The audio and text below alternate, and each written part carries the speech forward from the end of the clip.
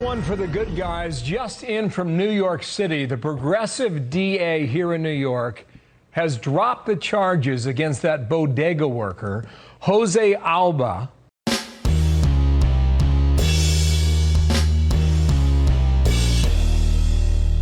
How's everybody doing? My name is Anthony Brian Logan, and today I bring you some good news. As you just saw in the opening clip, the bodega worker by the name of Jose Alba, who defended himself against this ridiculous, violent, crazy criminal, will have the charges dropped against him.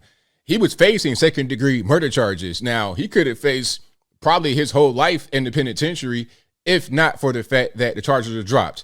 Now, I think if the trial would have went all the way, they had a jury and everything else, the jury wouldn't convict him, because if you saw what happened, this was a clear-cut case of self-defense from the beginning to the end. And let's back up a little bit to talk about what happened here, if you need a reminder or a refresher. Now, one day, a woman comes into a bodega with her daughter, if I'm not mistaken.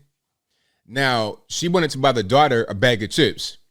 So she goes to check out, and she's trying to run an EBT card. That's like the government benefit card. You get your food stamps and a bunch of other things loaded onto that particular, it's like a prepaid, like a rush card, a prepaid debit card. But anyway, she gives the bodega owner, the clerk, the card, and the card's not working. So he keeps trying and trying and trying. The card's not working. So at a certain point, the chips are taken from the girl, or he's saying put the chips down because you can't buy it. You don't have any money on your card. It's not working. And he wasn't trying to be rude about it. He even said in the video, it's not my fault that it's not working. I can't control that your card is not working. Maybe there's a glitch. Maybe there's the money on it. That's not my fault that the card's not working, right? Of course, she gets upset. She gets irate. She's knocking things off the counter. You know, the typical stuff people do when they're just out of control in a store like that. But anyway, she calls the boyfriend. The boyfriend comes in 10 minutes later. Now he's behind the counter confronting the bodega clerk. He's pushing the guy down, the clerk, and the clerk does not want any problems. He has his hands up, trying to avoid the situation. And at a certain point, the clerk tries to leave from behind this counter where the boyfriend is. The boyfriend's not letting them. They getting into a scuffle, and the clerk pulls out a knife and stabs the guy who is preventing him from leaving, who's attacking him. Who already attacked him one time, then attacked him again when he was trying to leave. Now you got some stabbing going on. And the clerk also got stabbed by the girlfriend. Now, the girlfriend was never charged or arrested, yet she stabbed the bodega clerk. The clerk gets arrested and sent to Rikers Island on second-degree murder charge. When he was in Rikers, his wounds become infected. And like I said, it was this whole big thing with $500,000 bill, $250,000 bill. Then it got down to where he was able to get out on like $5,000 to $10,000 bail. But he was still facing the second-degree murder charge, but there was no charge for the person that stabbed him during this whole scuffle. When you see the video, which of course is in the description box, it's mutual combat, right? The guy attacked him not once, but twice. Then he was trying to get away when he was stabbing him, and it was just a whole big mess. He gets stabbed by the lady, and that's what's going on. Now, shout out to New York City Mayor Eric Adams for defending the bodega clerk right away, saying that we need to defend law-abiding citizens, people that follow the law and are not criminals out here terrorizing people, which is the exact correct thing to say. It's the exact correct thing to say. And I think that statement, plus an outcry from the general public, and I think the Bodega Workers Association, all those factors together put pressure on the DA to go ahead and drop these charges. And you know what? It's kind of weird that the DA would even file charges, because they're notorious for not filing charges or for giving slaps on the wrist. You got violent criminals that are charged with murder, like not even self-defense, just straight murder. Okay, I'm in the street. I'm going to go ahead and put my gun on you and kill you for your Jordans or for a bag of weed or for some fentanyl or something like that. Those kind of guys get slaps on the wrist. They let out with no bail. Like one guy had that happen. I'm not sure if it was Bragg. I think it was before Bragg became the DA. But one guy got charged with murder who was just a violent criminal. And by the way, the bodega clerk had no prior criminal history as far as I know. But this guy had a violent criminal history, had a murder charge, but was let out with no bail. And the very next day or that same night, he went and killed somebody else, allegedly. Okay. So you racking up bodies because law enforcement cannot do their job properly. Law enforcement, as far as like the regular police, they lock you up, they get you off the street, but does it even matter if you're going to be right back out on the street just a few moments later, SpongeBob style, right? You'd be right back on the street. So why does it even make a difference? It's not even worth it at a certain point.